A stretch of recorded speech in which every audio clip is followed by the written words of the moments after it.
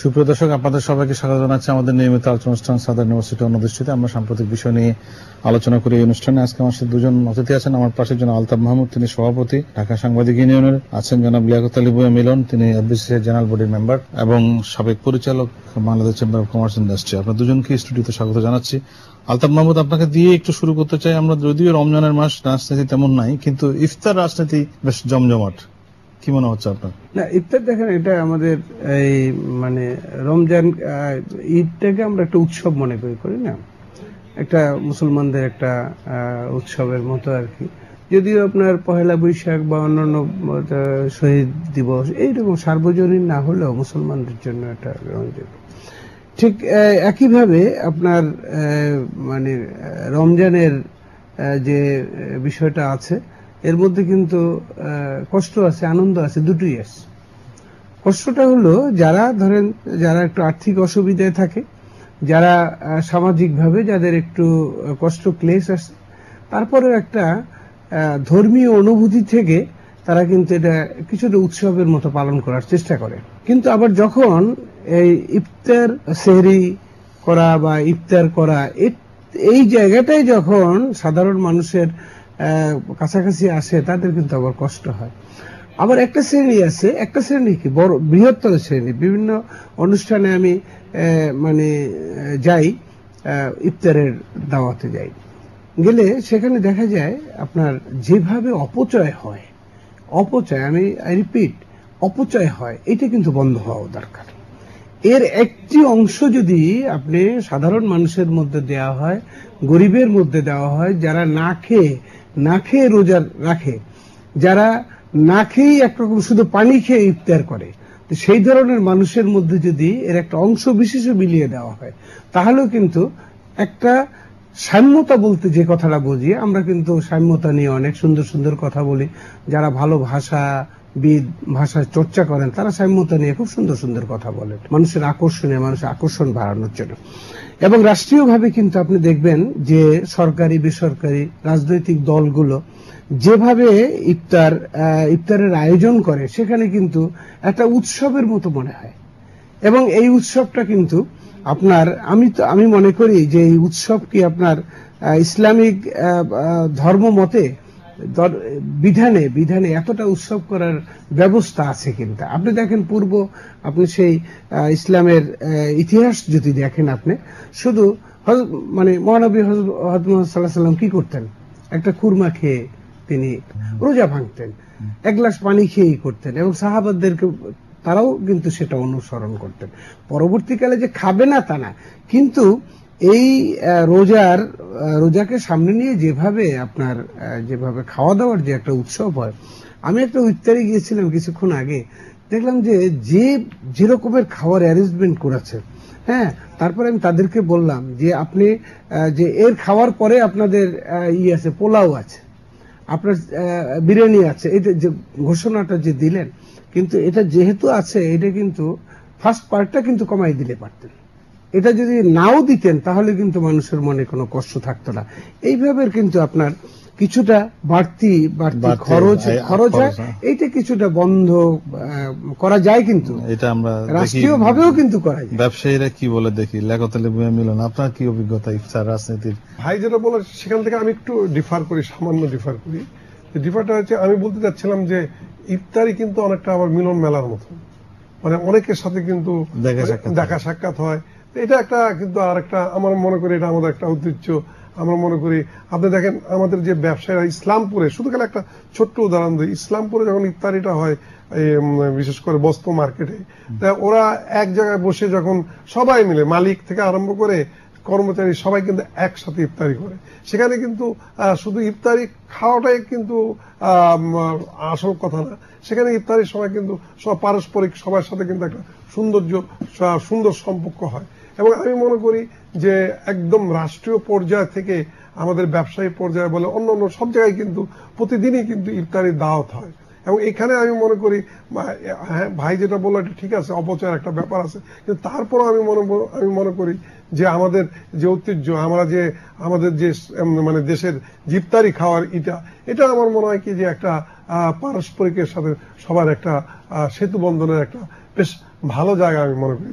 এখন যে প্রশ্নটি আসছে, আমি আপনার কাছে একটু আসতে চাই যে ইফতার উপলক্ষে আমরা জানি যে রাজনীতি তেমন হয়নি, কিন্তু ইফতারের মধ্যে রাজনৈতিক বক্তব্য আসছে, পলিটিশিয়ানরা বিভিন্ন রাজনৈতিক দল যে ইফতার করবে সেখানে গণ অভ্যুত্থানের কথাও শোনা যাচ্ছে, এমনকি নানা রকম রাজনৈতিক বক্তব্য শোনা যাচ্ছে। না, রাজনৈতিক বক্তব্য দিলে তো আপনার গণ অভ্যুত্থানের কথা বলতেই হবে। রাজনীতির একটা টার্গেট আছে।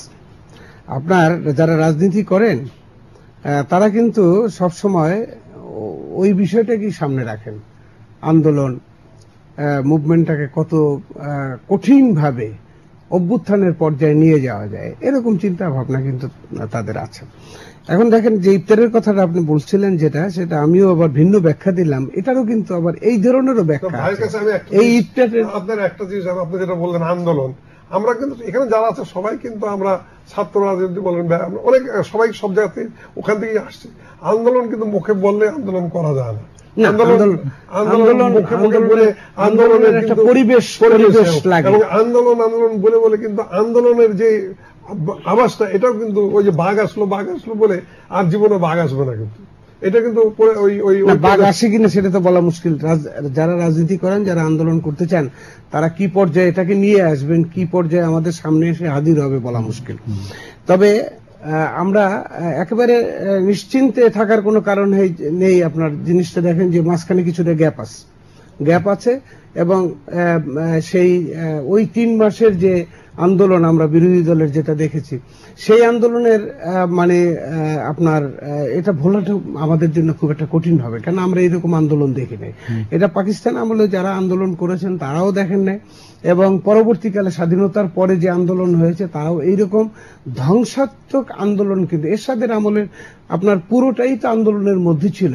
কিন্তু তখন কি এই দেশে যারা এখন পেট্রোল বোম মারায়, যারা গোটা বাঁধ জ্বালিয়ে দেয়, মানুষ মেরে ফেলে, তখন কি এই দেশে আপনার এরশাদ বিরোধী আন্দোলনের সময় যারা আন্দোলন করেছেন তাদের মধ্যে এই চিন্তা ভাবনা চেতনার লোক ছিল না?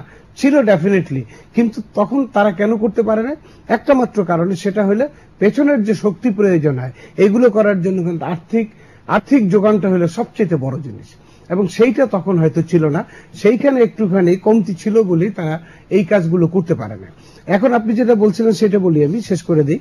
সেটা হচ্ছে যে এই যে আন্দোলনের কথা বলা হয়, এখন ইফতার করতে গেলে যারা পলিটিক্যাল পার্টির নেতারা যখন ইফতার করেন, এবং তাদের সেখানে যারা ফলোয়ার্সরা যান, যাদেরকে ইনভাইট করা হয়, বিভিন্ন ভাবে দেখেন আপনি বিভিন্ন শ্রেণীর মানুষকে আবেদন করা হয়, কিন্তু এতিমদের যখন বসায় কথা বলা হয় তখন কিন্তু সরকার পতনের আন্দোলনের কথা বলা হয় না। কাদেরকে বলা হয়? ওই ধরনের লোক যখন তাদের আসে, তাদের মধ্যে আরো আন্দোলনের শক্তিকে একটু উজ্জীবিত করা, এবং বিষয়টা ওইভাবে বলা যে আপনারা নীরব আছেন, আস্তে আস্তে কিন্তু আবার আগের জায়গায় যেতে হবে, প্রস্তুত হন, সরকার পতন না, এই ধরনের কথা যেগুলো বলে, এই সুযোগ কিন্তু সৃষ্টি করা হয়, সৃষ্টি করেই কিন্তু এইসব একটা সামাজিক মিলন, সবাই মিলে একসাথে ইফতার করবো, কিন্তু এর মধ্যে আমরা দেখি রাজনৈতিক বক্তব্য, মানে ইদানিং পলিটিক্যাল পার্টিগুলোর ইফতারের মধ্যে পলিটিক্যাল বক্তব্য খুব বেশি। এটা আমি যেটা বলতে চাচ্ছিলাম, ভাই যেটা বললো যে তারা যেটা বলতে, আপনি যে কথাটা বলতে চাচ্ছেন আর কি, এখন যেটা বারবার বলার চেষ্টা করতেছে, যেটা করতে পারতেছে না, যে আন্দোলনের কথা বলতেছে, এখন দেখতেছে যে এখন আর কোনো জায়গা নাই বলার, তা এখন ইফতারি পার্টির মধ্যে বলি, ভবিষ্যতে হয়তো ইফতারি পার্টি না থাকলে বেডরুমের মধ্যে বলবে, আরো অন্য জায়গায় যায় বলবে যে আমরা আন্দোলন করবো। কিন্তু এখন হচ্ছে কি, আমি আগেও বলছি, এখন আমরাও তো ছাত্র রাজনীতি করছে, আন্দোলন করার কিন্তু একটা অনেক রকম পথ আছে। ওই পথগুলো যদি যতক্ষণ পর্যন্ত না যেতে পারবে, এই ধরনের ওই মুখে বা ইফতারি পার্টিতে বেডরুমে বা এখানে বসে আন্দোলন বললে সে তাতে হবে কি, সস্তা জনপ্রিয়তা পেতে পারে, কিন্তু আসল আন্দোলন করতে পারবে না। এটাই কিন্তু একটা পরাজিত সৈনিকের মতন কথা আমি মনে করি। আচ্ছা, এর মধ্যে আমরা দেখতে পাচ্ছি রাজনীতির কর্মকাণ্ড না থাকলেও এক ধরনের রাজনৈতিক কর্মকাণ্ড চলছে ইফতারকে ঘিরেই। কারণ আমরা দেখি মাঠে ময়দানে জনসভা আপনি করতে পারছেন না, ইফতার মাহফিলের সুযোগে আপনি আপনার বক্তব্য আপনি বলে যাচ্ছেন।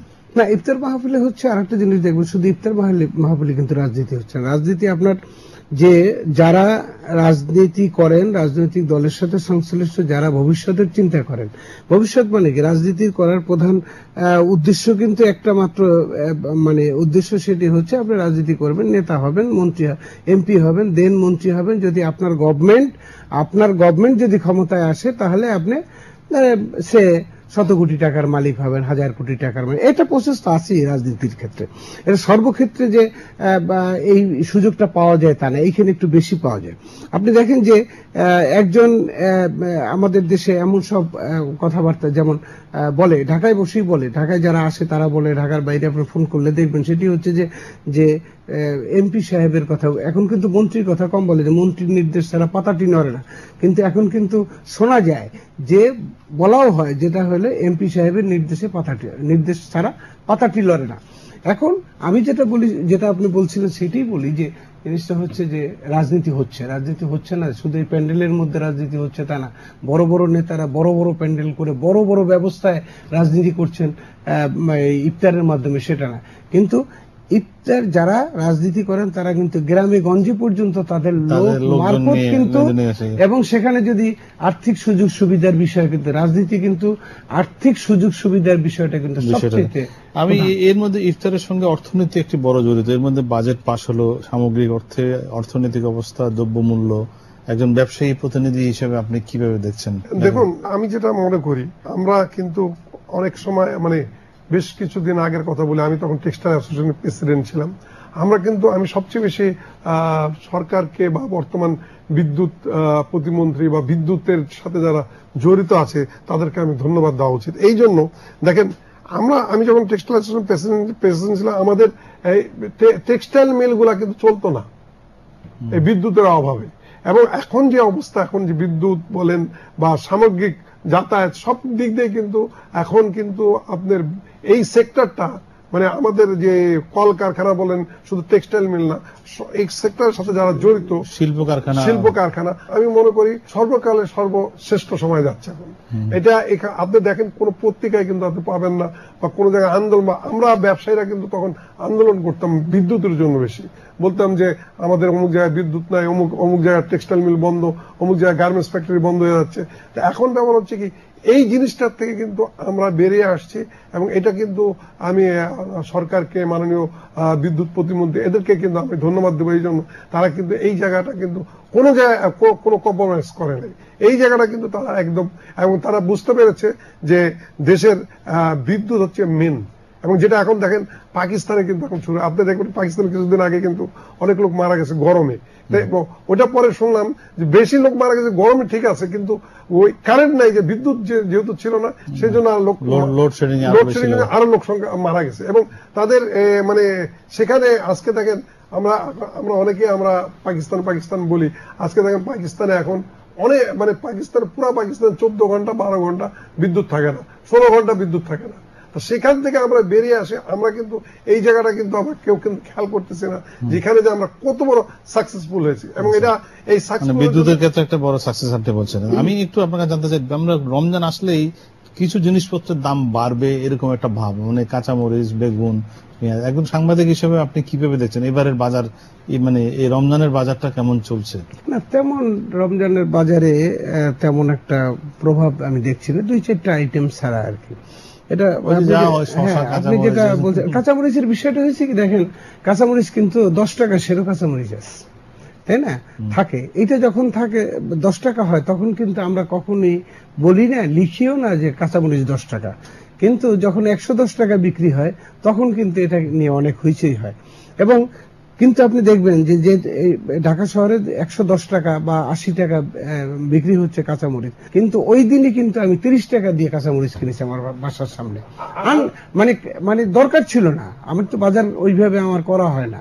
তো আরেকটা জিনিস আপনাকে ধরে দেই, যে আপনি দেখবেন যে মানে আগের, মানে গত ইয়েতে দেখবেন যে হঠাৎ করে দেখা যেত পেঁয়াজ নাই, সরকার কিন্তু পেঁয়াজ আনার জন্য ব্যস্ত হয়ে গেছে। হঠাৎ করে দেখা যাচ্ছে চিনি নাই, চিনি আনার জন্য। কিন্তু এবার কিন্তু এই ধরনের কিন্তু ঘটনা ঘটে নাই। আপনি দেখবেন যে এইবার মোটামুটি কিন্তু রোজা প্রায় শেষ হয়ে আসতেছে, কিন্তু এবার কিন্তু বাজারটা কিন্তু মানে মোটামুটি একটা নিয়ন্ত্রণের মধ্যে আছে। এবং আমরা এইসব সিন্ডিকেট শুনতাম, এই চিনি, চাল, ডাল, এই যে রোজার যে পণ্যগুলো রোজার আগে, হ্যাঁ রোজার আগে যেটা হয় পণ্যগুলো নিয়ে একটা বিরাট একটা ইয়ে হতো, কিন্তু সেটা কিন্তু এখনো আছে। এখন সিন্ডিকেট যে নাই তা না, সেটা কিন্তু আছে। আমি দেখি যেটা হলো যে আপনার প্রত্যেকটা আইটেমই, আপনি যেসব আইটেমের কথা বলেছেন, প্রত্যেকটা সিন্ডিকেট কি আছে বাজারে? আপনি ব্যবসায়ী কি বলেন? ব্যবসায়ীদের কি বলেন? সিন্ডিকেটটা অ্যাকচুয়ালি একটা কিন্তু একটা প্র্যাকটিস হয়ে গেছে। এখন এই ব্যবসায়ী 4 জনে মিলে কিন্তু একটা জিনিস আমদানি করতে পারে, 3-4 জন, ওটা কিন্তু একটা সিন্ডিকেট হচ্ছে। কিন্তু এইটাকে কিন্তু ভাই যেটা বলতেছে সেই অর্থ ওই সিন্ডিকেট না। কিন্তু আগে যেটা আমরা শুনছি যে সিন্ডিকেট করে এই জিনিসটাকে সে আমদানি করলো, এটা একটা সাময়িক ভাবে সে এটা বাজারে ছাড়ছে না ছাড়ার ফলে দেখা যাচ্ছে কি ওই আইটেমটা, নিত্য প্রয়োজনীয় জিনিসের দাম তো বাড়ছে না, যেমন ধরুন তেল, চিনি। না ওইটাই তো বললাম যে এবার আপনি এটা একটা খুব মানে ভালো লক্ষণ, এবং এই প্র্যাকটিসটা যদি আগামীতে সবসময় থাকে। এবং এমনকি এবার যে একটা বাজেট পাশ হয়ে গেল, বাজেটেরও কিন্তু কোনো প্রতিক্রিয়া। আমি একটু আপনাদের কাছে শুনতে, যেহেতু আপনি রিহাবের সাথে জড়িত, বাজেটে আপনাদের ব্যাপারটা কি?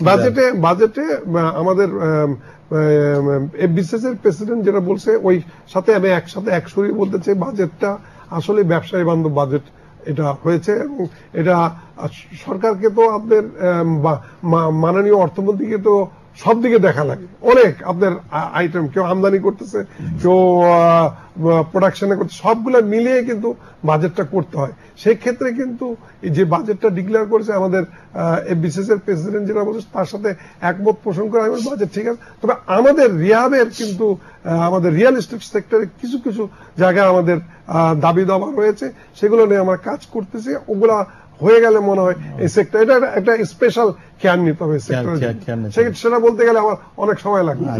বাজেটের ব্যাপারটা কি? বাজেট আসলেই আমরা শুনি যে জিনিসের দাম বাড়বে, যে এবার কিন্তু বাজেট যে কোন দিকে পাশ হয়ে গেল কেউ টেরও পেল না। কিন্তু দেখেন এটা কিন্তু এটা কেন হয়, এটা কিন্তু জিনিসপত্রের মানে মজুদের উপরে নির্ভর করে, বাজারজাতকরণের উপর নির্ভর, আমদানির উপরে নির্ভর করে, বাজেটটা ওইটার উপরে নির্ভরশীল। বাজেট আপনার কত কোটি টাকার বাজেট হলো, এটা কিন্তু অনেকে বলে উচ্চাভিলাষী ইত্যাদি কতগুলো টার্ম আছে ইউজ করে, কিন্তু বাজেট তো এটা আপনার 20 বছর আগে 10 বছর আগে যে টাকায় বাজেট হয়েছে সেই টাকা এখন বাজেট হওয়ার কোনো স্কোপ নেই। 20 বছর আগে আমি যেভাবে চলছি, যে জামা কাপড়, গাড়ি ঘোড়া ইত্যাদি যেভাবে আমি চলাফেরা, সেভাবে কি আমি চলছি? 20 বছর পরে এসে অনেক ডেভেলপমেন্ট, প্রত্যেকটা ক্ষেত্রেই কিন্তু এরকম ডেভেলপমেন্ট হবে। এখন বাজেটে কেন দাম বাড়ে না, বিষয়টা একেবারে মানে আমি সাধারণ ভাষায় বলি, সেটি হচ্ছে যেহেতু দেশে চাল থেকে শুরু করে নিত্য প্রয়োজনীয় কোনো জিনিসের অভাব নেই বলেই কিন্তু ওই সিন্ডিকেট যেটা বলা হইলো, এবং ওই সিন্ডিকেটটা করার কোন স্কুলে যদি আপনার জিনিসপত্র বাজারে অ্যাভেলেবল থাকে, আপনি সিন্ডিকেট কার জন্য করবেন? কেন করবেন? একটা সমাজতান্ত্রিক দেশের ব্যবস্থাটাকে, সেখানে কেন এইগুলি হয় না, আমাদের দেশে কেন হয়? সুতরাং বাজেটের প্রভাবটা কখনই পড়ে যখনই আইটেম ক্রাইসিস থাকে, যখনই অ্যাভেলেবল থাকলে আপনার কোন বাজেট 300 এই যে আপনার 3 লক্ষ কোটি 5 লক্ষ কোটি টাকা করলেও কিন্তু হবে, মানে ক্রাইসিস হবে না যদি অ্যাভেলেবিলিটি থাকে। যদি সেটা না থাকে তাহলে এর অর্ধেক বাজেট হইলেও একই ক্রাইসিস দেখা দেবে। আচ্ছা, এর মধ্যে একটা সুসংবাদ বাংলাদেশের জন্য, যে বাংলাদেশ ইতিমধ্যে নিম্ন মধ্যম আয়ের দেশে পরিণত হয়েছে, এটা একটা গুরুত্বপূর্ণ সংবাদ। আপনারা ব্যবসায়ীরা কিভাবে দেখছেন এটাকে? দেখুন, আসলে মাননীয় প্রধানমন্ত্রী কিন্তু সবসময় ব্যবসায়ী বান্ধব। আপনি জানেন, উনি যখন বিদেশে যায় তখন কিন্তু প্রায় 30 থেকে 40 জন ব্যবসায়ী যায় সাথে। অনেকে হয়তো মনে করে যে কেন যায়, কিন্তু এখানে কিন্তু আমাদের অনেক শেখার বিষয় আছে। আমরা কিন্তু বিদেশে, এটা কিন্তু একটা আমরা মনে করি একটা ভালো প্র্যাকটিস। তা এখন সেই সব মিলিয়ে আমি বলবো যে আমাদের দেশ যেভাবে অগ্রসর হচ্ছে, একটা সময় যায় কিন্তু এই অঞ্চলের কিন্তু আমরা একটা ভালো একটা মানে ভালো দেশের পরিচয় দিতে পারবো বলে আমি মনে করি। এই জন্য সর্বক্ষেত্রে আপনি দেখেন, আপনি খেলাধুলা থেকে আরম্ভ করে অন্যান্য সব জায়গায় কিন্তু আমরা কিন্তু এগিয়ে যাচ্ছি। এবং এই এগিয়ে যাওয়ার স্রোতটা যখন আরো বাড়তে থাকবে, তখন কিন্তু আপনি দেখবেন যে এই দেশের লোকরা তখন কিন্তু আরো উন্নতির দিকে যাবে বলে আমি মনে করি। এটাই এই যে একটা বাংলাদেশের যে অগ্রগতি, এই যে বাংলাদেশ এখন নিম্ন মধ্যম আয়ের দেশ, আমাদের এমনিতে স্বপ্ন ছিল 2021 সালে যখন বাংলাদেশের বয়স 50 হবে তখন আমরা মধ্যম আয়ের দেশে। ইতিমধ্যে আমরা নিম্ন মধ্যম আয়ের দেশে পরিণত হয়েছি। ওয়ার্ল্ড ব্যাংক বলছে যে, ওয়ার্ল্ড ব্যাংক এক সময় নিজেরা তলাবিহীন ঝুড়ি বলতো, মানে সরি কিসিঞ্জার যেটা বলছিলেন সেটা তো বহু বড় বড় দেশ, ওয়ার্ল্ড ব্যাংক, IMF এবং যাতায়াত সংস্থাগুলো সেটাকে তো এডমিট করে কথাও বলছে অনেক সময়।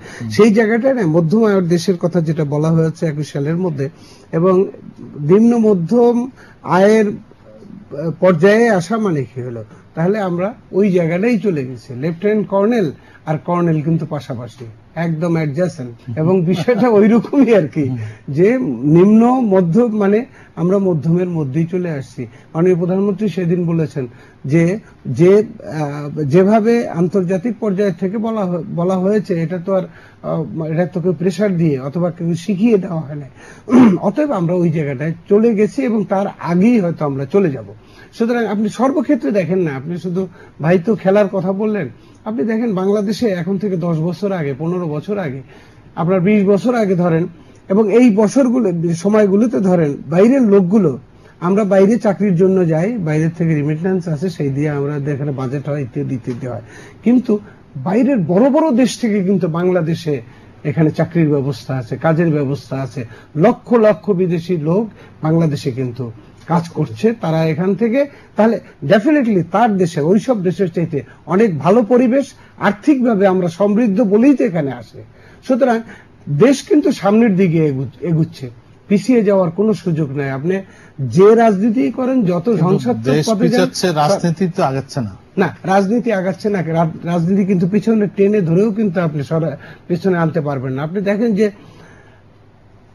3 মাসে যেটা হয়েছে, পরবর্তীকালেও যে ঘটনাগুলো ঘটানোর চেষ্টা করা হচ্ছে এবং তার আগেও যেগুলো করা হয়েছে, আপনি দেখেন বিরোধী দল একটা মাত্র ইস্যুতে, আমি এটা বহুবার বলেছি, আজকে হয়তো বলার প্রয়োজন হবে না, রাজনৈতিক ওই আলোচনায় যাচ্ছি না, একটা মাত্র ইস্যুতে একটা রাজনৈতিক দল 2-3 বার দেশের রাষ্ট্র ক্ষমতায় ছিল, সেই দল বিরোধী দলে আসার পরে একটা ইস্যুতে কি আপনার গোটা 7-8-10 বছর চালিয়ে দিল, সেটা হলো একটা কেয়ারটেকার গভর্নমেন্ট চাই।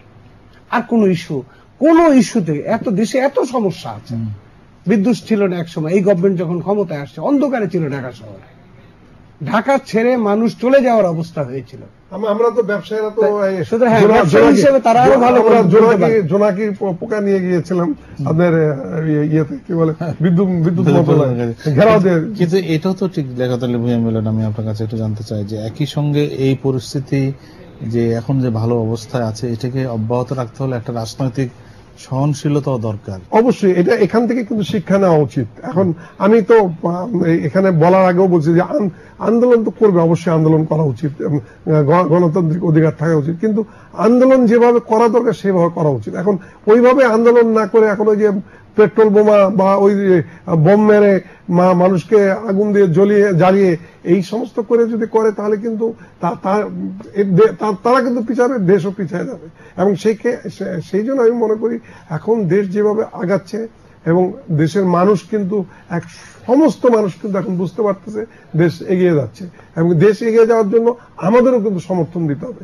আমরাও কিন্তু এই জায়গায় বসে থাকলে হবে না যে না আমরা চুপ করে বসে থাকলাম যে না দেশ আগাচ্ছে না, কিন্তু যেহেতু দেশ আগাচ্ছে আমাদের সবাইকে এটার সাথে শরিক হতে হবে এবং দেশকে কিভাবে এগিয়ে নিয়ে যাওয়া যায় এটার দিকে আমাদের খুব বেশি সময় নেই। আমি একটু আলতাফ মাহমুদ আপনার কাছে সুনির্দিষ্ট কিছু পরামর্শ চাই যে এক ধরনের দেশটা মধ্যমায়ের দেশে পরিণত হচ্ছে, আরো উন্নত হচ্ছে, কিন্তু এর জন্য তো একটা সহনশীল রাজনৈতিক পরিবেশ দরকার। সব দল মিলে যদি আবার দেখবেন যে ঈদের পরে যদি আবার ওই গণঅভ্যুত্থান আন্দোলন শুরু হয়ে যায়, তখন তো আবার আমরা পিছিয়ে যাব। সেক্ষেত্রে কি করা দরকার বলে মনে করেন? সেটা আপনি যেটা বলছেন এটা আমি সেটা মনে করি, একটা রাজনীতি মানে রাজনৈতিক ব্যবস্থাটাই হলো সমঝোতা, আর কিছুই না। আপনার সাথে আমার ভালো কথাবার্তা হবে, আন্ডারস্ট্যান্ডিং হবে, আপনি একটা ভালো পরিবেশের মধ্যে আমি চলাফেরা করবো, দ্যাট ইজ আমার দৃষ্টিতে এইটাই রাজনীতি।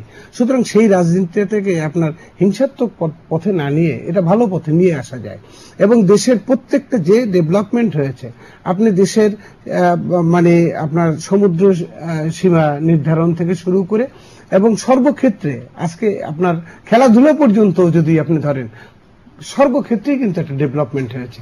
এই ডেভেলপমেন্টটা কিন্তু আপনার বিরোধী দল অস্বীকার করে তা নয়, কিন্তু তারা যেটা বলতে চায় যে সেটি হচ্ছে যে আমাকে অধিকার দেওয়া হচ্ছে না, আমাকে রাস্তায় নামার সুযোগ নেই, আমাকে কথা বলার অধিকার দেওয়া হচ্ছে না, তাদের দাবি তো এটা।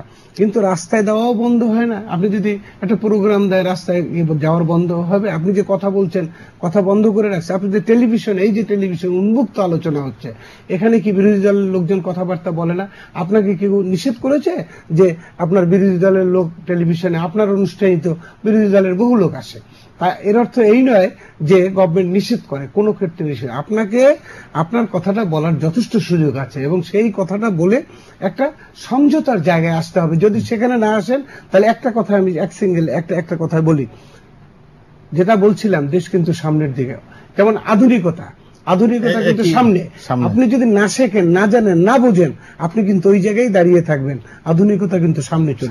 একই প্রশ্ন আপনাকে করতে চাই আমি ছোটভাবে বলতে চাই যে কোনো কিছু করেন সুনির্দিষ্ট যদি কোনো প্রোগ্রাম থাকে, যাতে জনগণ যদি এটা বুঝতে পারে যে না আপনার যে প্রোগ্রামটা নিছেন এটা ঠিক আছে, তখন কিন্তু আপনি সাকসেসফুল হবেন। তাছাড়া যদি সুনির্দিষ্ট কোনো প্রোগ্রাম না নিয়ে আসেন, আমরা ব্যবসায়ীরা মনে করি যে আমাদেরকে বাধা দিয়ে আমাদের উপরে ব্যবসা বাণিজ্যতে ক্ষতি করে যদি কোনো প্রোগ্রাম নেন, সেই প্রোগ্রাম কোনোদিন সাকসেসফুল হবে না। তাই সেই জন্য বলবো যে কোনো প্রোগ্রাম নেন যেন প্রোগ্রাম সেই ধরনের প্রোগ্রাম নেন, পেট্রোল বোমা বা এই ধরনের প্রোগ্রাম নিয়ে। কিন্তু বিরোধী দলের উপর রাজনৈতিক অধিকার তাদের, সেটাই তো দেওয়া দরকার। তারা বলছে তারা রাজনৈতিক অধিকার পাচ্ছে না ঠিক মতো। সেটা আছে, রাজনৈতিক অধিকার পায় না। ভাই তো বললো রাজনৈতিক অধিকার না পারলে তারা সব জায়গায় তো বক্তব্য দিচ্ছে, তাহলে রাজনৈতিক অধিকার কিভাবে পায় না? এটা তো পরিষ্কার কথা। দেখা যাক সুপ্রিয় দর্শক, আমরা ঈদের পরে দেখা যাবে যে হয়তো রাজনৈতিক পরিস্থিতি হয়তো কিছুটা উত্তপ্ত আবার হতে পারে। এখন আমরা ইফতারের যে রাজনীতি এবং পবিত্র রমজান উপলক্ষে এই মুহূর্তে রাজনৈতিক কর্মকাণ্ড সীমিত, ইফতার রাজনীতির মধ্যে সামনে হয়তো দেখা যাবে আমরা কোন দিকে যাবো। আলতাফ মাহমুদ এবং লিয়াকত আলী ভূঁইয়া মিলন, দুজনকে ধন্যবাদ জানাচ্ছি আজকের আলোচনা অনুষ্ঠানের জন্য। দর্শক আপনাদেরকেও ধন্যবাদ জানাচ্ছি অনুষ্ঠানটি দেখার জন্য। সবার জন্য শুভকামনা, সবাই ভালো থাকুন।